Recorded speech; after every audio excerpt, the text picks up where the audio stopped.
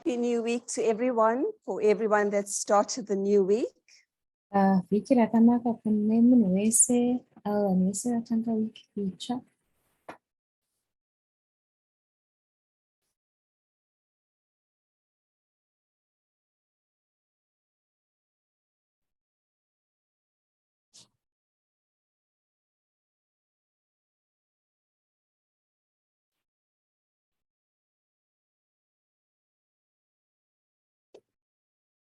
So once again, I want to just greet everyone. Happy New Week. Ndodangokwasa vanhu vese. Happy New Week. I can hear you. Can you hear me? Seems right. Can't hear me.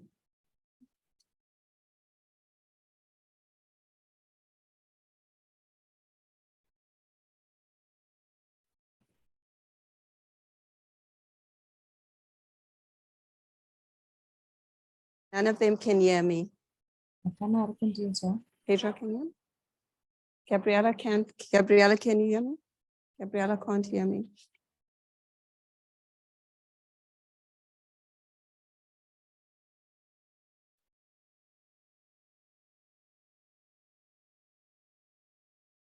It's good. Michael. Yeah, but I can hear me. Pedro, can you hear me? If we can hear you.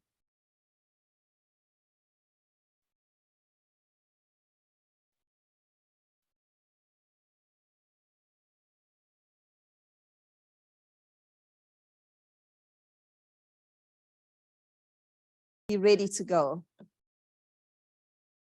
So let us start.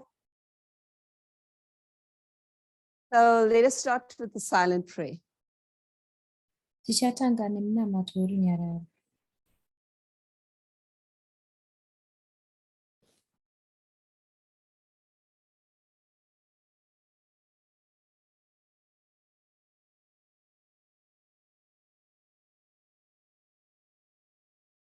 Amen.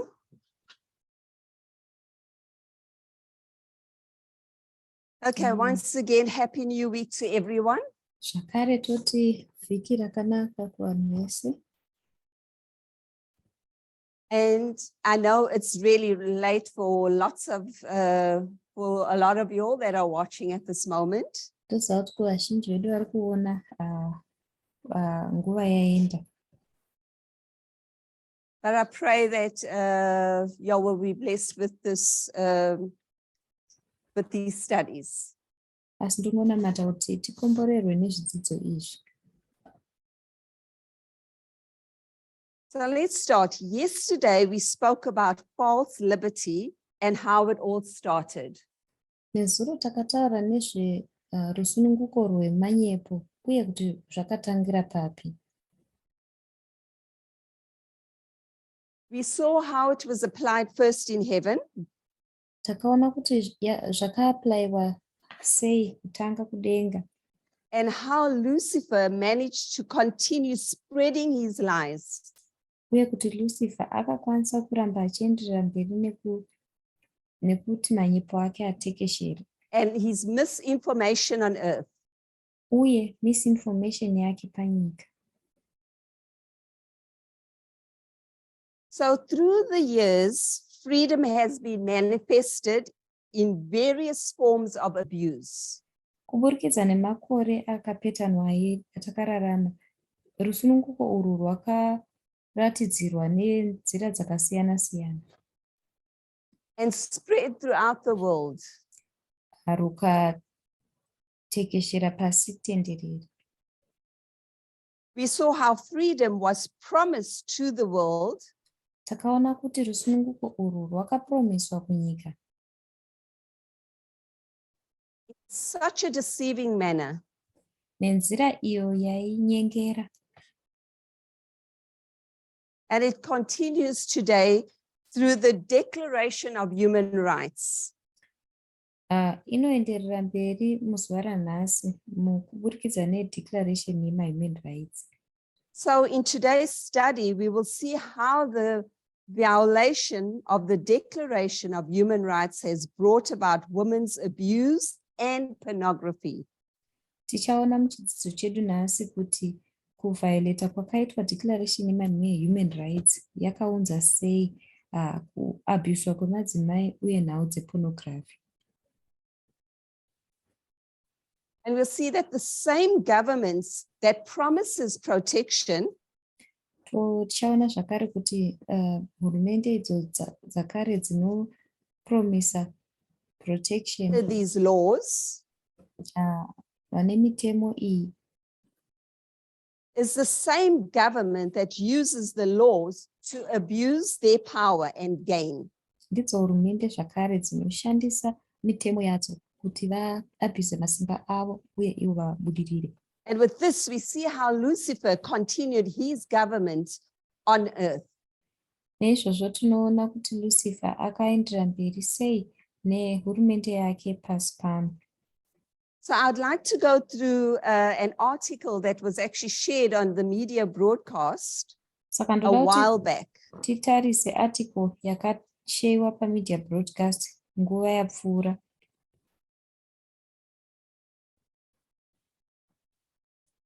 And we know that our test is about gender equality and not about freedom. Tinoziva kuti test yedu ndeye gender equality kwete freedom. And we know how it affects women and the LGBTQ community directly. Tinoziva kuti tinofikisa sei vadzimai uye LGBT community zviri direct.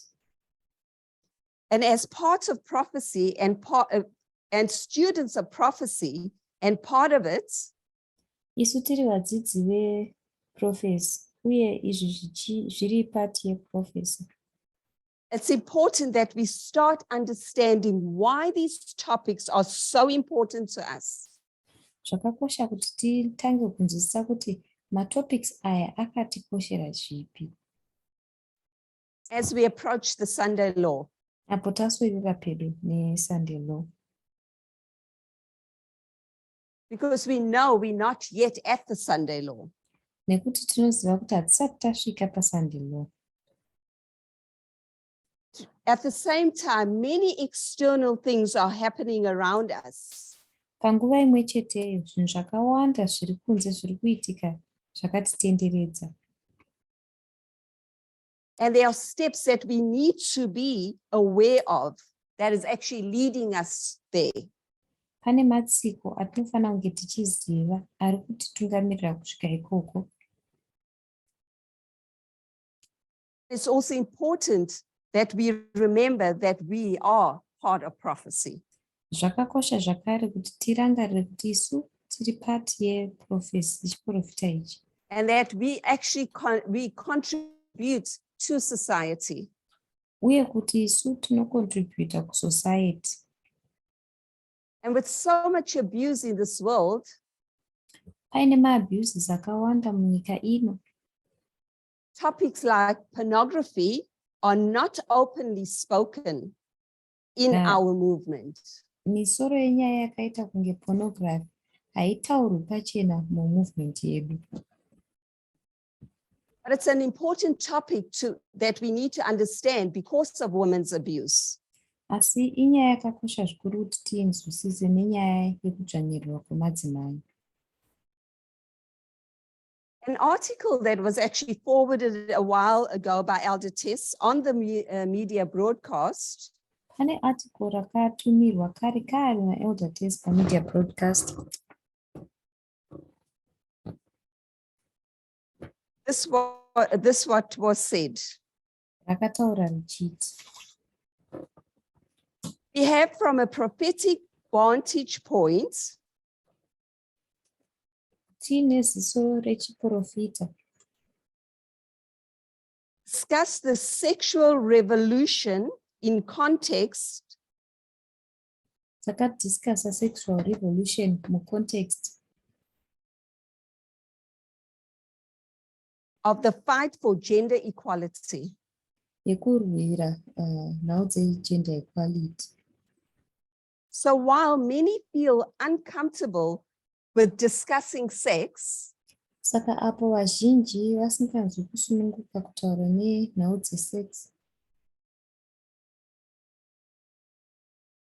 It is unavoidable in the context of our Sunday law test.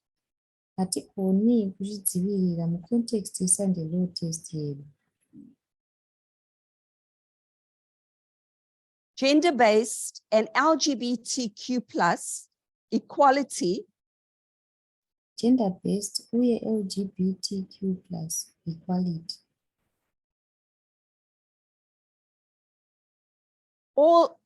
all need an understanding of sex. Zvese zvinofanira kunge zvine kunzwisisa nhau dzesex. To pornography and relationships as they have been in the external world. Nhau dzepornography nemarelationships sezvazvanga zviri munyika yakatitenderedza. Because only then we find beautiful consistency in God's instructions on these points. Nokuti koga ipapo ndopatichanzwisisa ma-instructions aMwari ari consistent uye akatinakira. In agreement with a prophetically based radical feminism. Ari mukubvumirana ne-radical feminism ine base yayo prophecy. To speak about Hugh Hefner. Toda kutaura nezvemunhu anoitwa Hugh Hefner.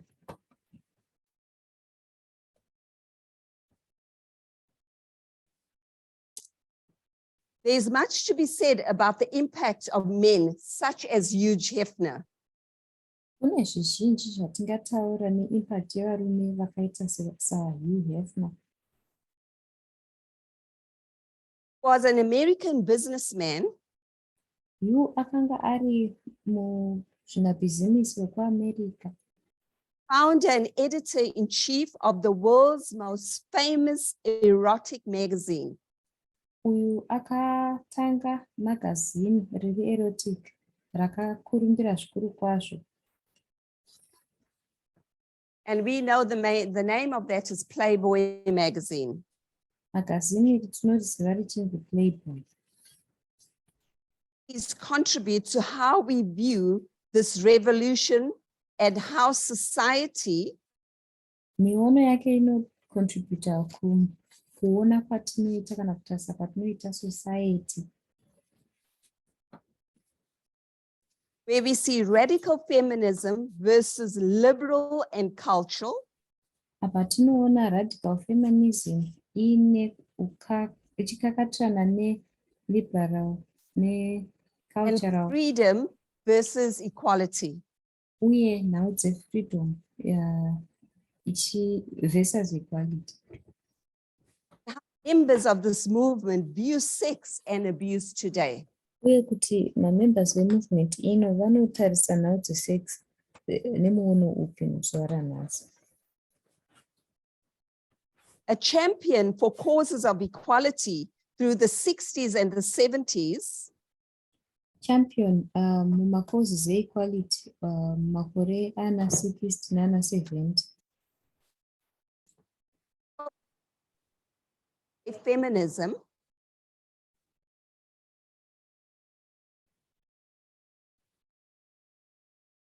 Hugh Hefner supported liberal feminism. Hugh Hefner aisapota liberal feminism. Abortion.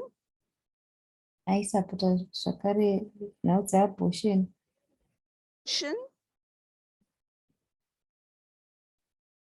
LGBTQIA+ equality. LGBTQIA+ equality. And the civil rights movement. Uye civil rights movement. So we see he supported these things, and we will further down, we'll see why. Saka tinoona kuti aisapota ma-movements aya. Tichazozviona mhaka iyo aisapota zvinhu izvi.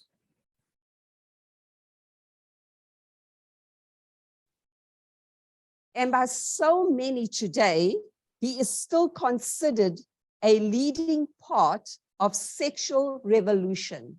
Vazhinji muzuva ranhasi vanochiri kumuona munhu akatungamirira zvikuru kwazvo sexual revolution.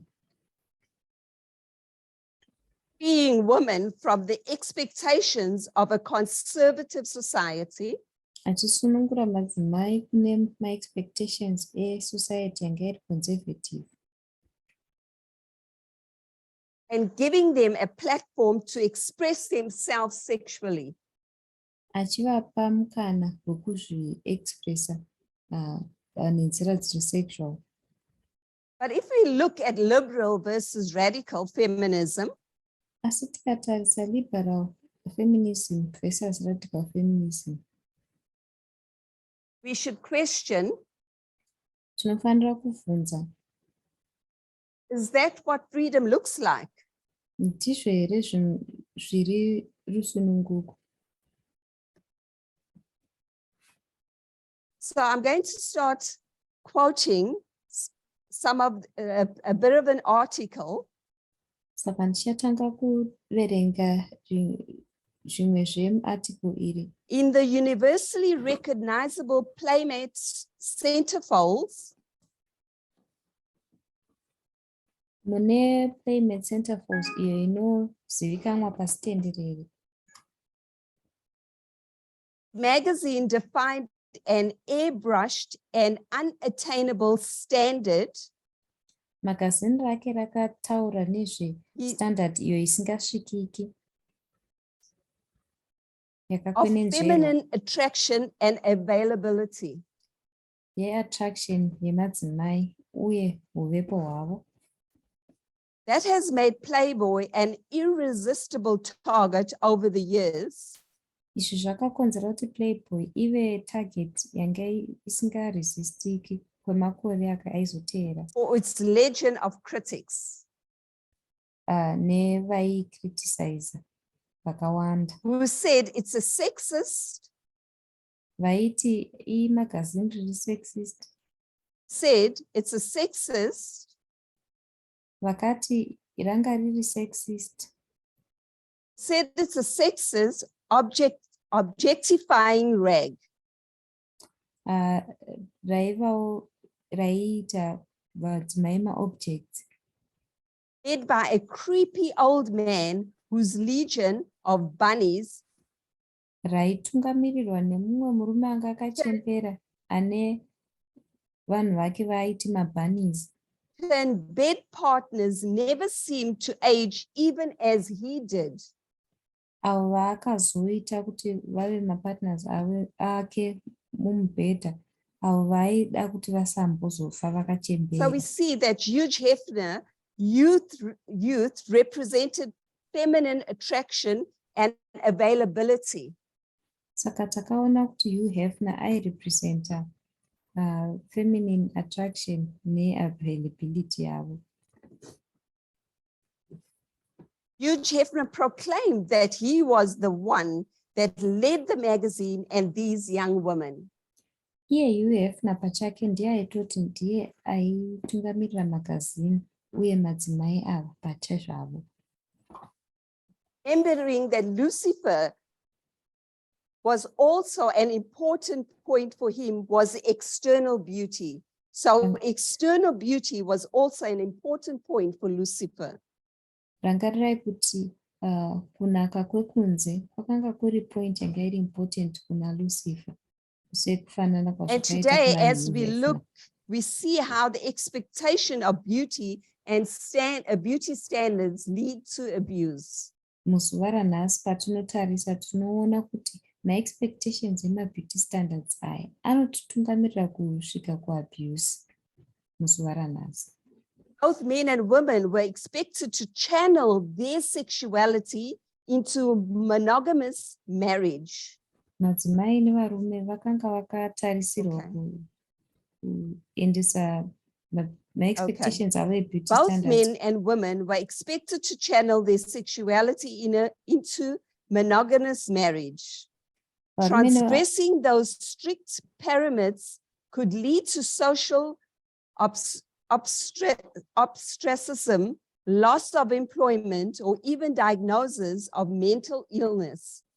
The stakes for women were particularly high. The only available options for feminine sexuality were good girl or bad girl. Women were expected to marry young, have several children, and follow their husband's lead in the bedroom. Anything else risked reputation, social acceptance, and marriageability. With the Playmate centerfolds, Hefner rejected these constrained vision of women's sexuality. He joyously proclaimed that good girls liked sex too. Varume nevakadzi vaitarisirwa kuti sexuality yavo vaichanele vachiisa mumarriages ari monogamous. Kutransgressa izvi maparameters anga ari strict, kwaigona kutungamirira kuti vanhu vesociety vagokuostracize uye kuti ugorasikirwa nebasa kana kutonzi une zvirwere zvepfungwa. Kuvadzimai zvakanga zvichitarisirwa zvakanyanya. Nzira yoga iyo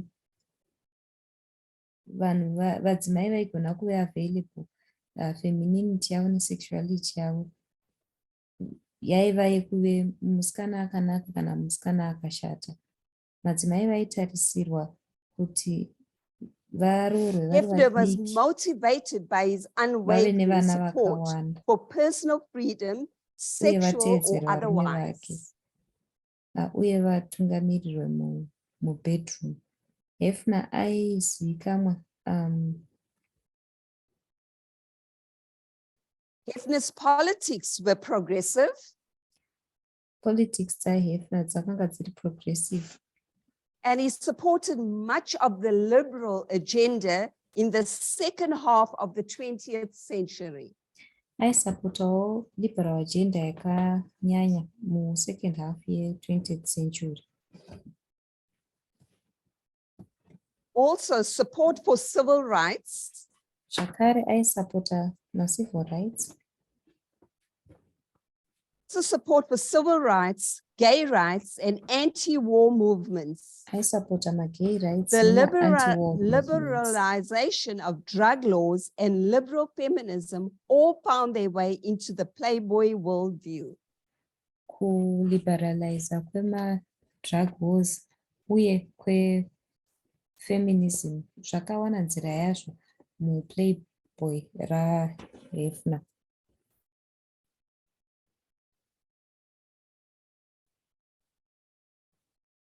Point, we see that Hefner supported women's reproductive rights, including access to birth control and legal abortion, as a matter of overall sexual freedom.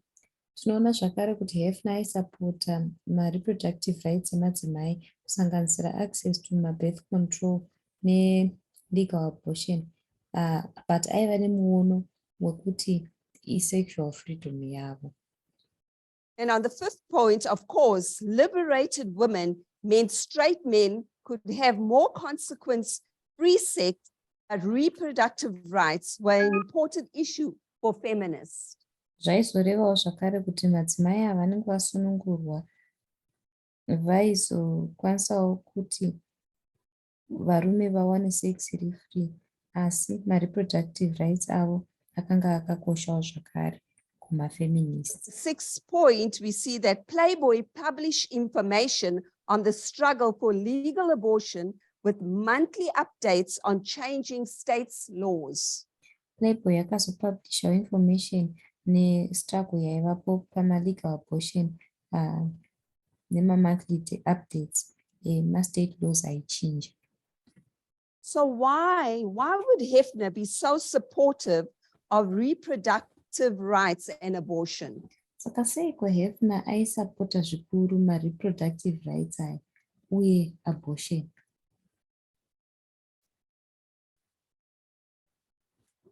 So obviously we cannot imagine a pregnant woman Hatigoni kufunga isusu mudzimai akazvitakura a big belly, aine pamuviri pakakura, a changed body, aine body yachinja, with working at Playboy, achishanda kumagazini rePlayboy. it was of Hefner's interest that women could abort, Zvakanga zviri muinterest yaHefner kuti madzimai vaikwanisawo kuabhota, to continue sexual practices and keep their bodies in shape. kuti varambe vachiendera mberi nemasexual practices uye vachengetedze miviri yavo iri mushepi yakanaka. So male privilege would continue and women's abuse also. Saka male privilege yaizoenderera mberi uye kuabhuswa kwemadzimai kwaizoenderera mberi zvakare. And even though Hefner is known as the champion of liberty or personal freedom, Kunyangwe Hefner achizivikanwa sechampion weliberty kana kuti wepersonal freedom, although he donated a lot throughout his years, apo akadonetawo zvizhinji mumakore ake ese, we know that this goes totally against equality and human rights for what they really should be. vanhu vese vanoziva kuti izvi zvaipikisana neequality nemahuman rights uye nemaererano ezvazvinofanira kunge zviri chaizvo. What Hefner really did was sexually exploited women over the years. Zvakaita Hefner kwaiva kuita sexually employed madzimai kwemakore aizotevera. After Hefner's deaths, questions like this took place. Hefner mushure mekunge azofa, mibvunzo yaizotevera yakazobvunzwa. Hefner, a friend of feminists, Hefner akanga ari shamwari yefeminist here. didn't he start the sexual revolution that benefited women? Haana kutanga here sexual revolution iyo yakabenefita madzimai? Wasn't he a champion of free speech? Akanga here asiri namukurumbira we-free speech? Questions start to come up. Mibvunzo yakatanga kubvunzwa iyoyi. And we see how society interpreted these changes, his doings.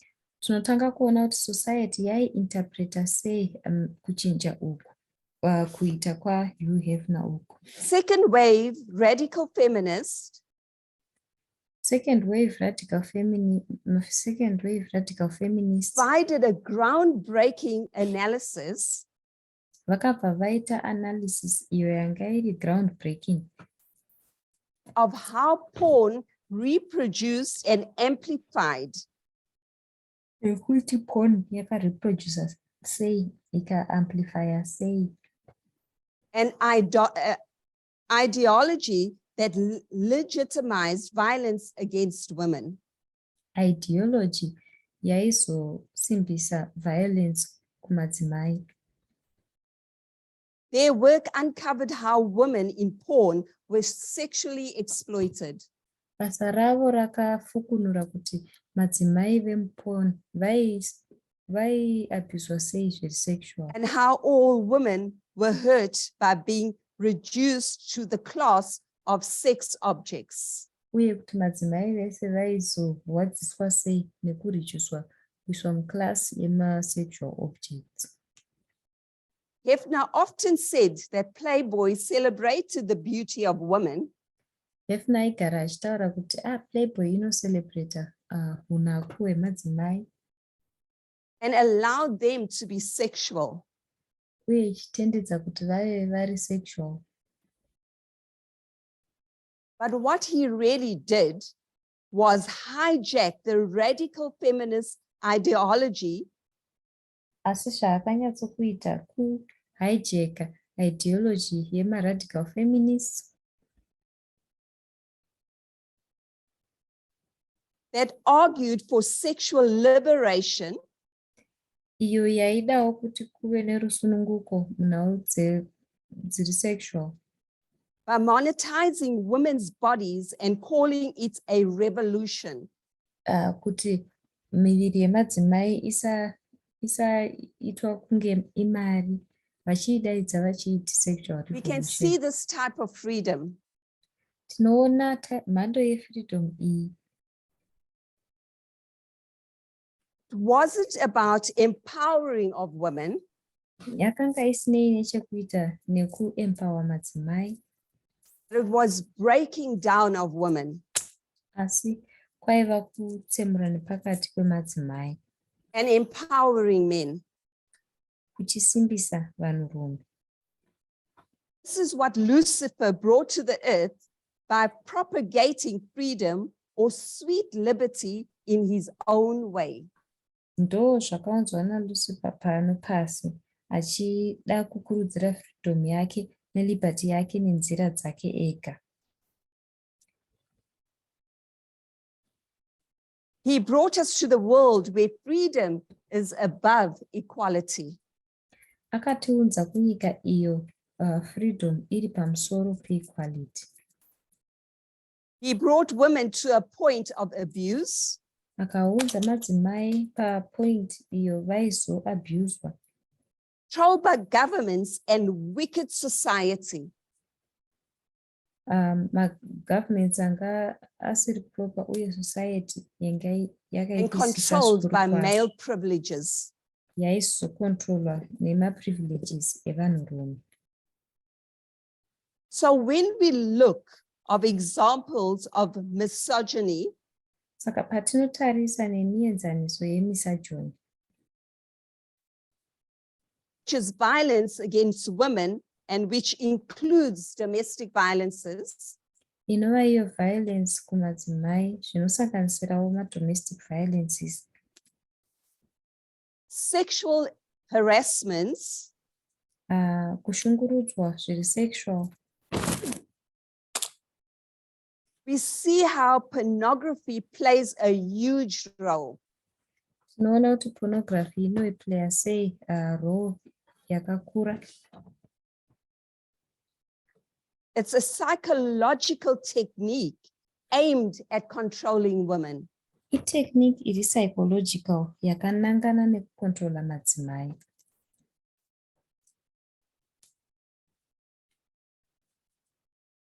Misogynists want women to feel inferior.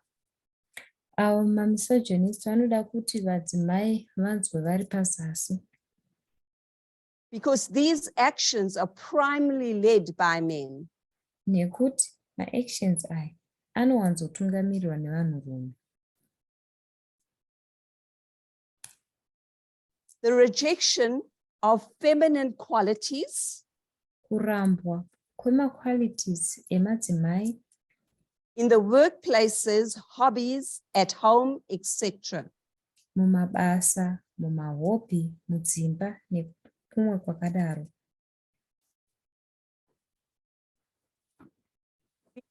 Statements from Richard Dawkins like this. Unowana mastatements anobva kunana Richard Dawkins akafanana naiwayo. God is dead, long live man. Mwari akafa kare, varume ngavarambe vachirarama. For Dawkins and the male leaders of the movement of the 4 horsemen, Nekuti Dawkins varume vanotungamirira movement ye 4 horsemen have resurrected man as God, vakamutsa patsva vanhurume vachivaita saMwari, actually became superior to women. apo vanhurume vakazova pamusoro pevanhukadzi. They had to because they were evolving in different environments. Vaitofanira nekuti vai-evolva mumaenvironments akasiyana siyana. The 4 horsemen, just like the men's rights and new atheist movements, Ma-4 horsemen sezvakangoita women's rights uye ma-new atheist movements, keep shooting the same targets as the blatant misogynist. Vanoramba vachingoshuta matargets mamwe chetewo semamisogynist vari pachena. They keep saying the same things. Vanoramba vachitaura zvinhu zvakangofanana. All these things, where does women's equality stand? Pazvinhu zvese izvi, equality yemadzimai inomira nechepari. Because we know that the large part of society, this is the way they think. Nekuti tinoziva kuti large part yesociety ndiwo mufungire wavo uyu. An evolutionary psychologist by the name of Jeffrey Miller writes, Mumwe mu-evolutionary psychologist ane zita rinoitwa Jeffrey Miller akanyora iye achiti, like more books, mabhuku akawanda men give more lectures, anopuwa nevanhurume. Varume ndivo vanodzidzisa men ma-lectures ask more akawanda. questions after lectures, Varume ndivo vanovhunza mibvunzo yakawanda ma-lectures kana apera. men dominate mixed sex committee discussions. Varume vanodominata ma-mixed sex community discussions.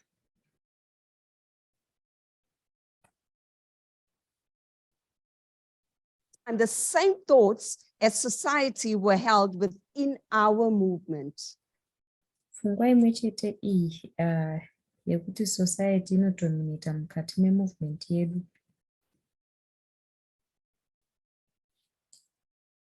And we did not think like that only by interpreting wrongly a thus saith the Lord. Hatina kufunga nezveizvi nekungointerpreta zviri wrong, thus saith the Lord. We have a social construct. Tine social construct yatiinayo.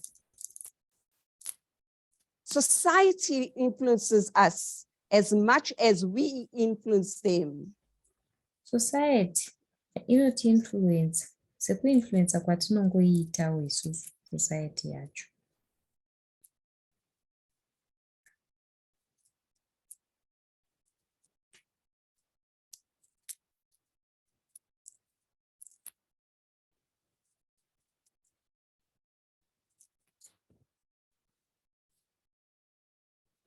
Can you hear me? Andrea Dawkins, an Australian former politician, Andrew Dawkins, politician, aimbowawo kuAustralia. 1974 book, Women Hating, Mubhuku ra1974 remusoro nyaya yokuti kuvenga madzimai, relating to misogynist, raitaura maererano nemamisogynist, uses traditional fairy tales to denigrate certain women inoshandisa mafairy tales ayo anozivikanwa kuratidza vamwe madzimai,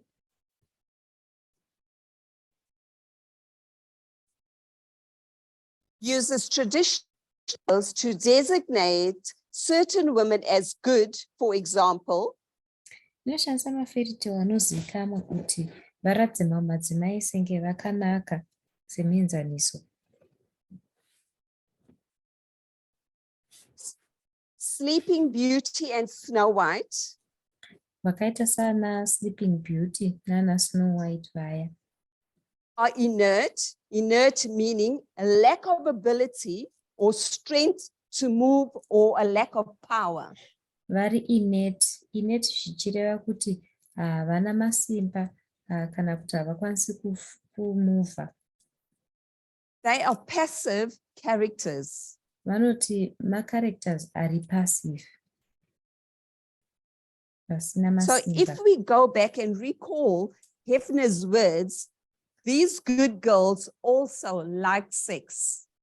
Tikadzokera kune mazwi aya akataurwa naHefner ekuti madzimai aya akanaka anodawo sex.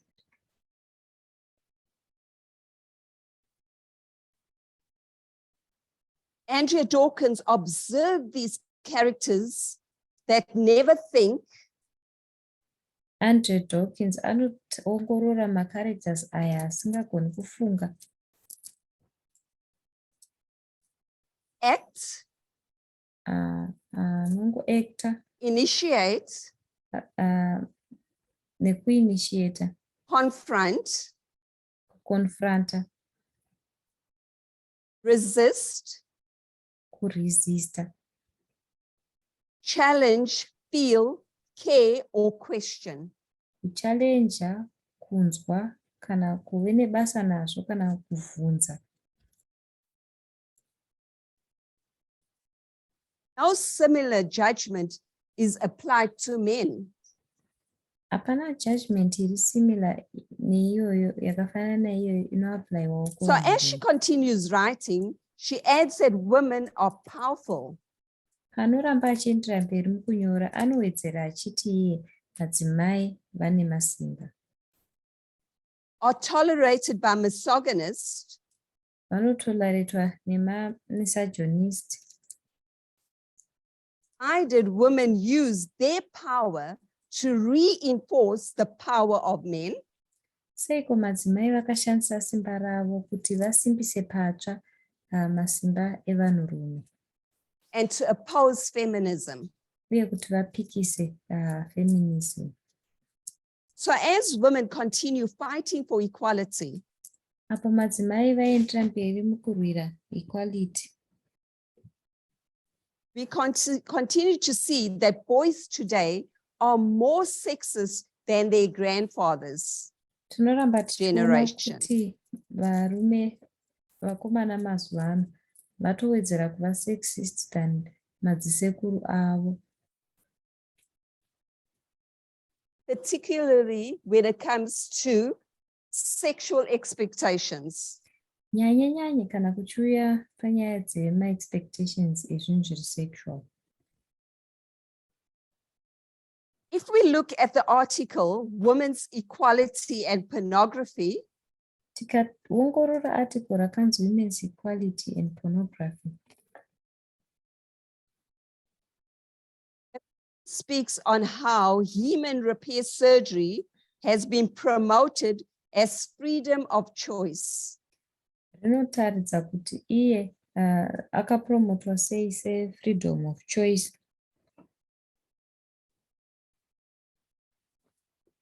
Feminist and power for women. Feminists nemasimba emadzimai. And just like Elder Tess said, This is an argument argument. That this is an argument that shows the rifts over what is and is not gender equality. Argument inotiratidza kuti gender equality ndeipi uye isiri gender equality ndeipi uye Considering how many people, including powerful men, chitarisa kuti vanhu vangani sanganisire varume vane masimba from industries and practices the demean, kubva kuma-industries vanopractiza ma-practices anodzikisira, including powerful men, profit from industries and practices the demean, meaning causing a severe loss in dignity of and respect for someone. kusanganisira varume vane masimba vanopractiza ma-practices aya anodzikisira zvichikonzeresa kuti munhu azorasikirwawo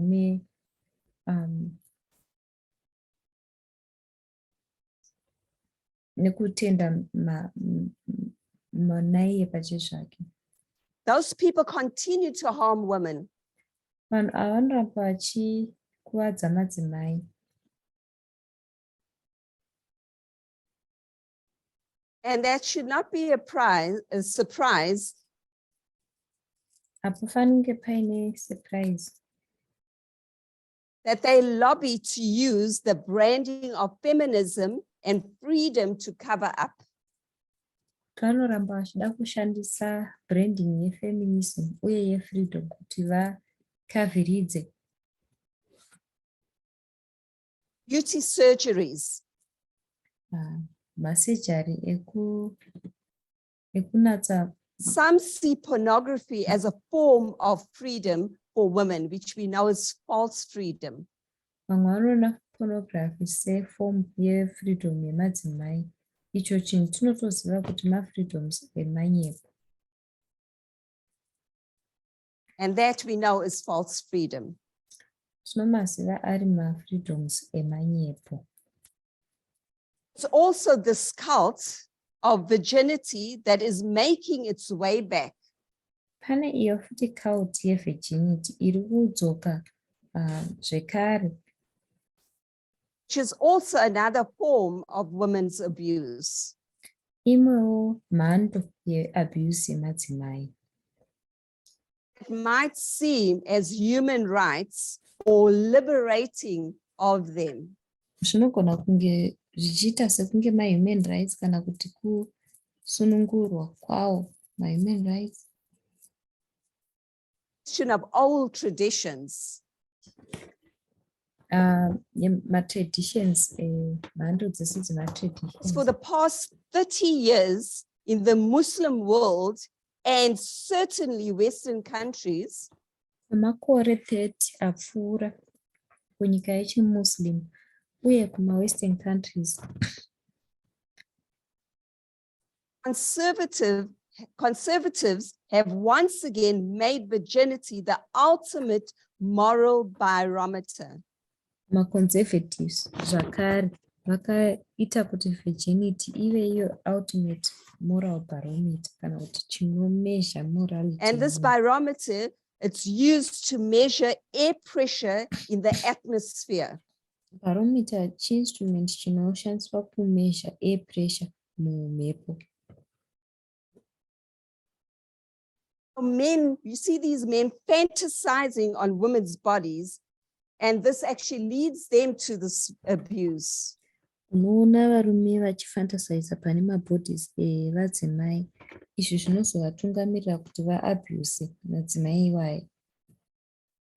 If they fantasized about these women, kana vakafantasiza nezvemadzimai iwayo, that's why he had them walking around naked in his Playboy empire. Ndosaka muempire yake yePlayboy aizove nemadzimai vaifamba vakashama. And more often than what we know, young men think it's okay to or normal to pressure women into sex. Uye zvakanyanya than zvatinoziva, vakomana vechidiki vaifunga kuti zvakanaka kuti uise pressure kumudzimai kuti akwanise Graphic violence is a broad global trend. Iyi violence yemhando iyi yato trend yatekeshera pasi tenderere. This trend ranges from the brutal opportunism often seen in the work of economic. Iyi inoonekera opportunism iri brutal inowanzoonekwa mukushanda. And in environmental disasters. Uye muma-disasters environment. Vulnerable women are specifically targeted with violence or coerced into sex slavery. Kana madzimai vakatargetwa neviolence into sex slavery. Vanobva vamanikidzirwa kuti vave nhapwa dzesex.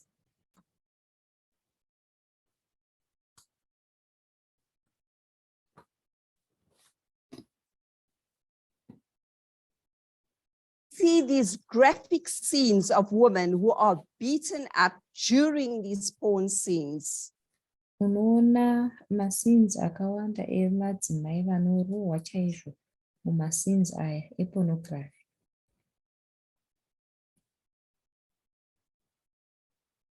We have examples of women being grabbed by their throats. Tine mienzaniso yemadzimai avo vaita zvekudzipwa pahuro. slapping and pulling off of their clothes forcefully. Vachirohwa vachibviswa hembe dzavo zvine kumanikidza mukati.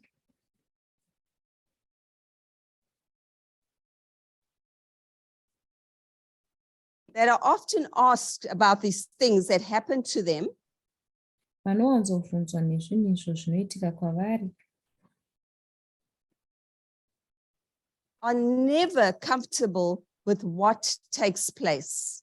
Havatombori comfortable neizvo zvinhu zvinoitika. These women are never comfortable, especially when they find Madzimai ava havasitombori comfortable these women kunyanya. are never comfortable, especially when they find out that this is not freedom.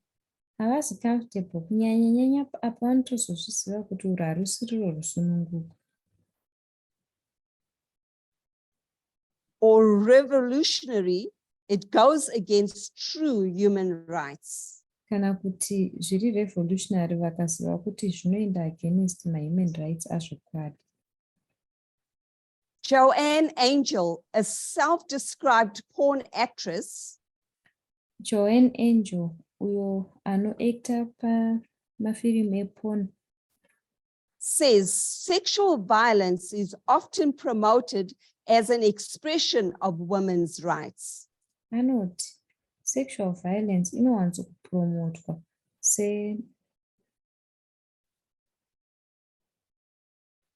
And she says you can do a porn where a girl is getting spat on. anoti unogona kuita porn apo mudzimai ari kusvipirwa.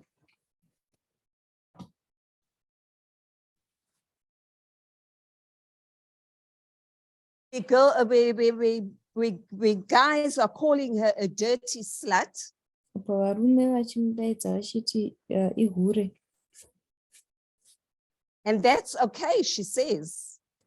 Voti zvakanaka izvi. Ndozvaanotaura. Exposure of porn now begins as young as 9 years old. Exposure to pornography yakutangira kumakore anokwana kuita 9 years. An average age of 11. Kusvikira ku age iri average yemakore anokwana kuita 11.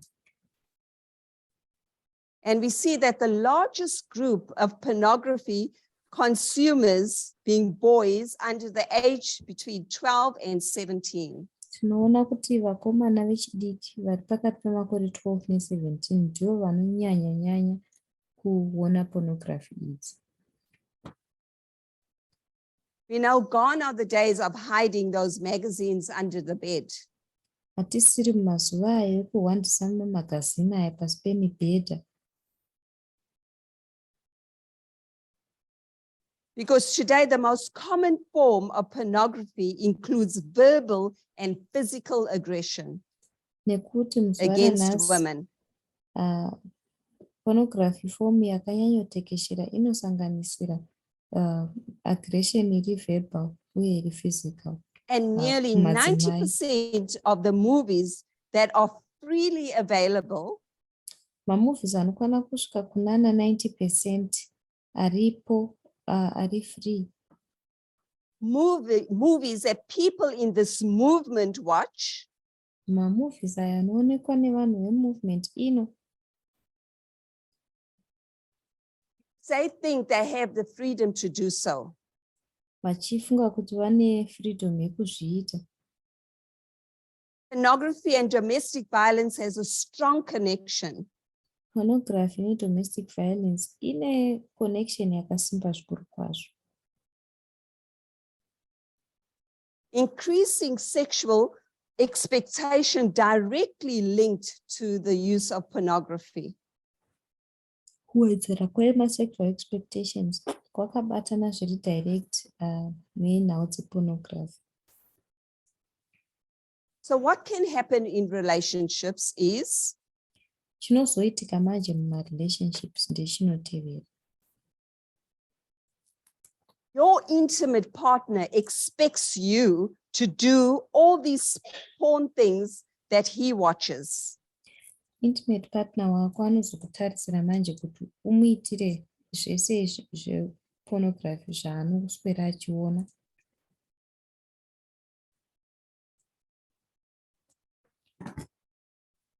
In the past few years, there has been a huge increase in intimate partners of rape of women from the age between 12 and 80. Makore mashoma apfuura kwakawedzera manhamba ekurepwa kwaiitwa madzimai pakati pemakore 12 kusvika 80 nema-intimate partners. In the UK, there was a research which continues to show that nearly half of teenage girls are forced into unwanted. MuUK kune research yakaratidzwa yekuti nearly half yema-teenage girls vanomanikidzirwa kuenda mu-unwanted sexual relations.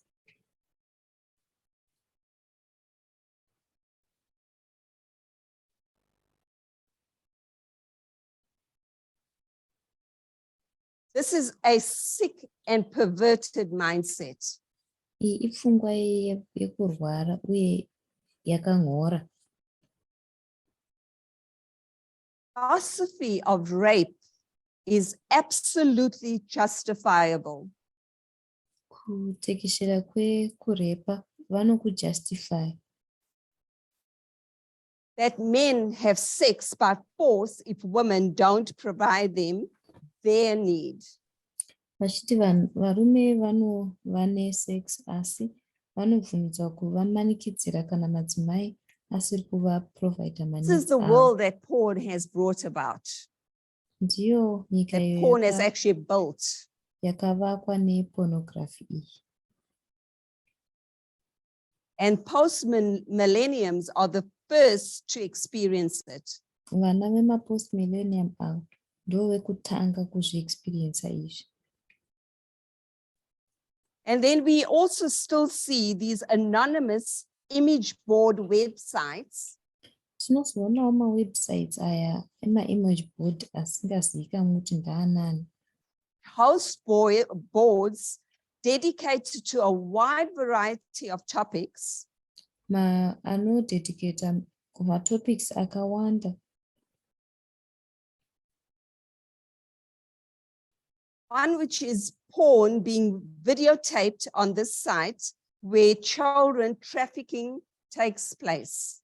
Imwe yacho iri yepornography inoadvertiswa pamawebsites aya apo vana vachitrafikwa mukuita porn. See how women are not safe. Tinoona kuti madzimai havasi safe.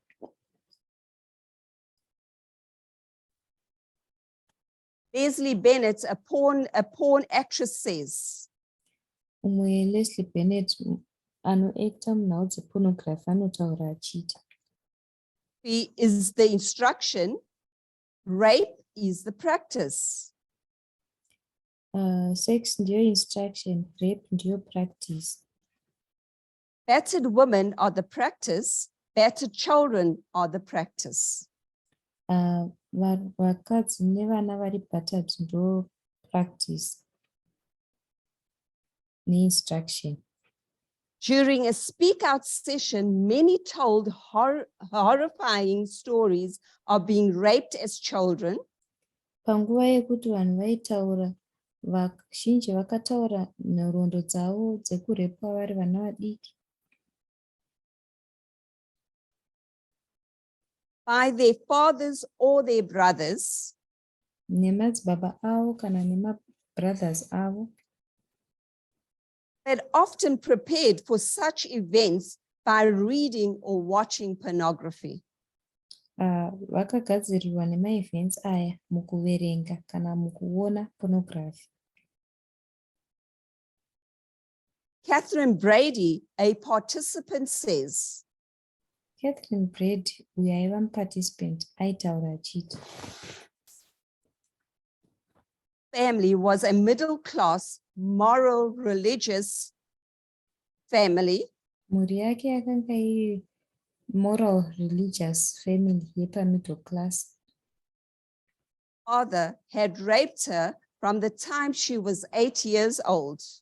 Baba wake until she was 18. baba wake akanga wamurepa kubva ari 12 years old kusvikira asvika Her makore father 18. had raped her from the time she was 8 years old until she was 18. Akarepwa nababa vake kubva aine makore 8 kwete 12 kusvikira apa 18 years old. As a child, the only time she saw pornography was with her father. Semwana mudoko nguva yega yakaona pornography akanga aina baba vake. Pictures he showed her and told her it was okay for men to do whatever they wanted with women.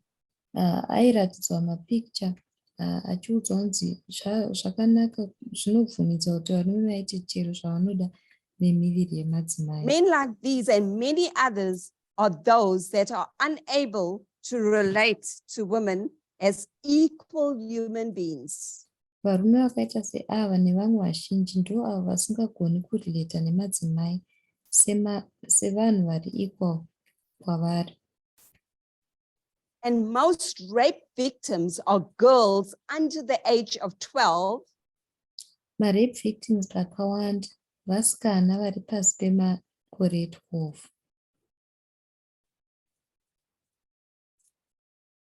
And half under the age of 18. Hafu yavo vari pasi pemakore 18.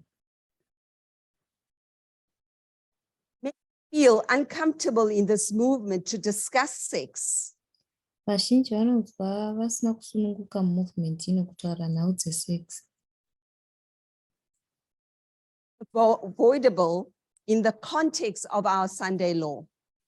Vanoona vachida kuzviavoida mucontext yeSunday law yedu, asi hazviavoideki. To speak about it. Tinofana kutaura nezvazvo. To educate more young people, even within our movement. Fana kudzidzisa vechidiki vakawanda kunyange vari mumovement yedu ino. That have this type of practice and behavior. Vane type yepractice nebehavior yakafanana naiyoyi. Is that form of abuse that goes against human rights, true human rights. Ndiyo form yeabuse inopikisana nemahuman rights ezvokwadi. And we should never think that we have the freedom to do and behave the way we want. Hatitombobvumidzwi kufunga kuti tine freedom yekuita nekubehave nenzira idzo tinoda. Why? Because this topic will continue until the second advent and we won't stop speaking about it.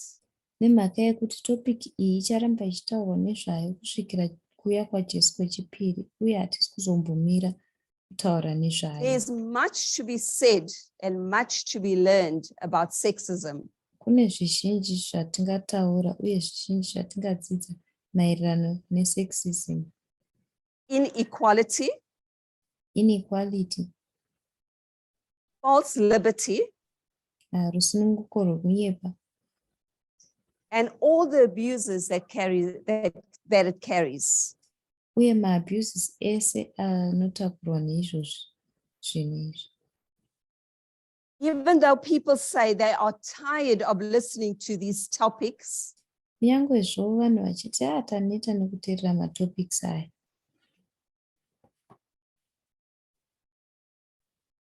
as a movement, continue speaking about it.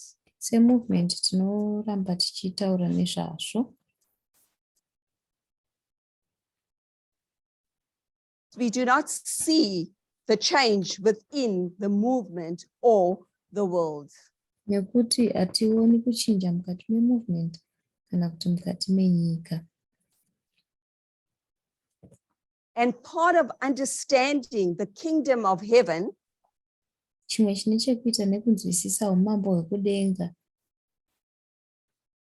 and its king is by knowing that it wasn't created on a sexist base or practice. Uye kunzwisisa umambo uhu kunzwisisa kuti hauna kugadzirwa nebasis iri sexist. As we come to conclusion, Apo taakusvika mukuvharira, heaven functions under the law of equality above freedom. denga rinofunctiona nemutemo weequality pamusoro pefreedom. And the one that makes us believe otherwise is Satan. Uyo anoita kuti titende zvimwe zvisiri izvozvo ndiSatani. Satan is the one that started breaking laws in heaven Satani ndiye akatanga kutyora mutemo kudenga and distorting what sweet liberty really meant. uye kudistota kuti sweet liberty yainyatsokurevei And how it should be practiced. uye kuti yaifana kupraktiswa sei. And only through radical feminism Kwoga kupurikidza neradical feminism can we restore our Eden to Eden model and practice our midnight crime message. ndo patinogona kurestore Eden to Eden model yedu uye kupraktisa radical feminism yedu.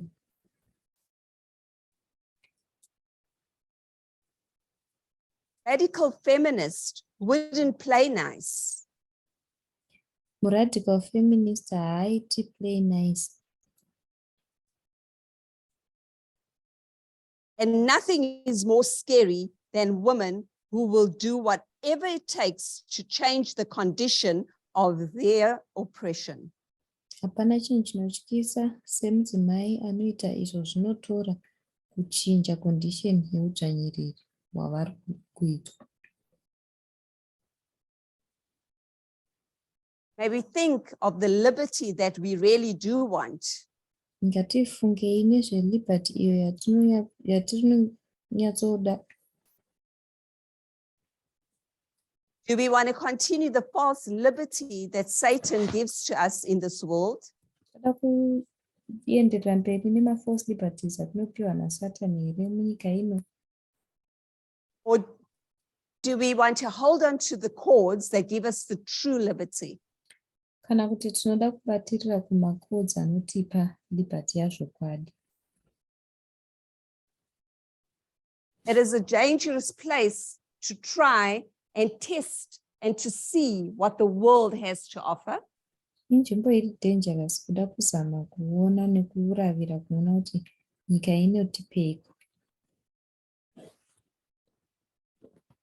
As much as the struggles that we have in our daily lives on earth, Apo tine kutambura kwatinoita daily lives edu pano pasi.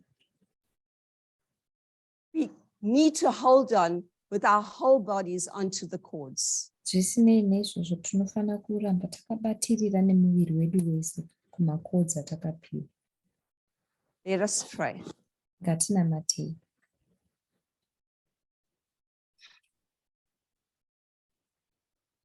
Lord, I want to thank you for this opportunity that you had given me to What? present you. Tinokutendai nemukana uyo wamandipawo kumiririrai nekupresenta. Help us as your children that we will know what is true liberty and what is false liberty. Tibatsirei vose vana venyu kuti tizive kuti liberty yechokwadi neliberty yekunyepa ndezvipi. Help us to see that the world does not have anything to offer us. Tibetserewo kuona kuti nyika haina chinhu chekutipa. We have a heavenly place that is waiting for us. Kuti tine nzvimbo iyo yokudenga yakatimirira. As we continue to struggle daily, Apo tinoramba tichienderera mberi mukutambura zuva nezuva. help us to learn to love each other and take care of each other. Tibetserewo kudzidzira kudanana uye kuchengetedzana. Help us not to be so quick to judge one another. Tibetserei tisamhanyira kujajana pamwe chete. Thank you for this movement. Tokutendai nemovement ino. Take care of our leaders and strengthen them day by day as they lead your flock. Chengetedzaiwo vatungamiriri vedu muvape simba zuva nezuva apo vachitungamirirawo flock yenyu. Pray for a blessing, for a continuous blessing on this camp meeting. Tinoramba chinamatirawo chikomborero chinoenderera mberi pamusangano uno. In Jesus' name I pray. Amen. Muzita raJesu tonamata. Amen.